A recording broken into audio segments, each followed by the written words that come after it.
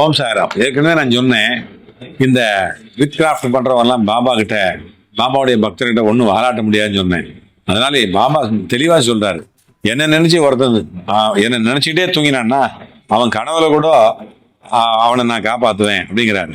சரியா?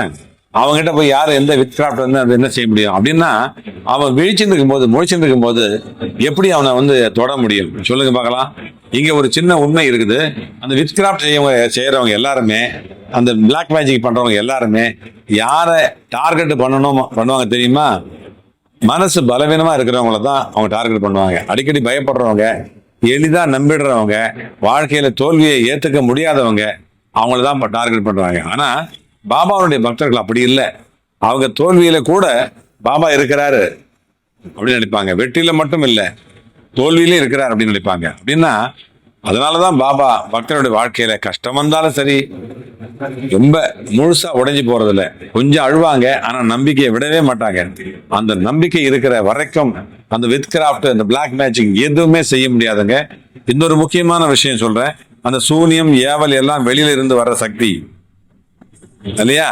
அது ஒருத்தருடைய தீய எண்ணம் தான். தீய எண்ணத்துக்கு எதிராக நல்ல எண்ணம் இருந்தா என்ன ஆகும்? விளக்கு எறிகிற இடத்துல இருட்டு கண்டிப்பா நிக்க முடியாது, ஓடி போயிடும். அதே மாதிரி பாபா இருக்கிற இடத்துல, பாபாவுடைய நாமம் சொல்லக்கூடிய இடத்துல, பாபா மனசுல அந்த நாமம் எரிகிற இடத்துல தீய எண்ணம் நிலைக்கவே முடியாது. அதனால தினமும் பெரிய பெரிய மந்திரம் தேவையில்லை. ஓம் சாய்ராம்னு மட்டும் மனசுக்குள்ள சொல்லிக்கிட்டே இருங்க. ஒரு நல்ல மனநிலையில நீங்க இருங்க, அது போதும். பாபா சொன்னாரு, என்ன நம்பி உன்னுடைய கடமைய செய், மீதியை நான் பாத்துக்கிறேன். நீங்க கடமை என்னன்னா பயப்படாம வாழ்றது மட்டும்தான், யாரையும் சந்தேகிக்காம வாழ்றது மட்டும்தான், யாருக்கும் தீங்கு நினைக்காம வாழ்றது மட்டும்தான். இப்படி வாழறவங்கள எந்த வித் கிராஃப்டும் எந்த பிளாக் மேஜிக்கும் தொடவே முடியாது.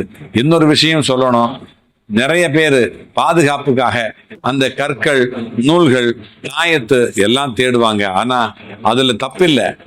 ஆனா அது எல்லாமே வெளிப்புற ஒரு பாதுகாப்பு தான். உண்மையான பாதுகாப்பு உள்ளத்துல தான் இருக்கு. பாபா சொன்னது, உன்னுடைய இதயம் தூய்மையா இருந்தா அதுவே என்னுடைய கோயில். கோயிலுக்குள்ள கெட்ட சக்தி நுழையுமா அப்படின்னா, உன்னுடைய இதயம் கோயிலா இருந்தா எந்த சூனியமும் எந்த பிளாக் மேஜிக்கும் நுழையவே முடியாது. அல்லாஹ் மாலிக்.